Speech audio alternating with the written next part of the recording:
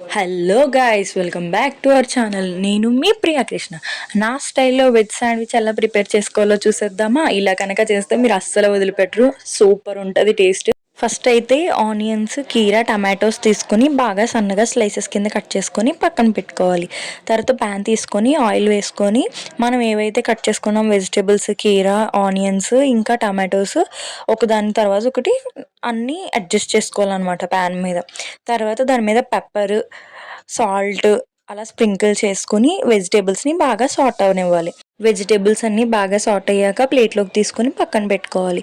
తర్వాత అదే ప్యాన్ మీద మీకు ఇష్టం ఉంటే గీ కూడా వేసుకోవచ్చు. ఆయిల్ కానీ గీ కానీ వేసుకొని బ్రెడ్స్ని టోస్ట్ చేసుకోవాలి.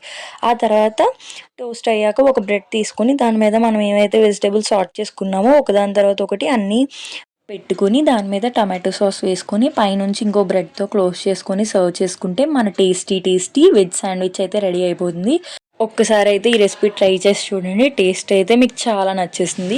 ఇలాంటి మోర్ రెసిపీస్ కోసం మన ఛానల్ని సబ్స్క్రైబ్ చేసుకోండి. మన వీడియోని లైక్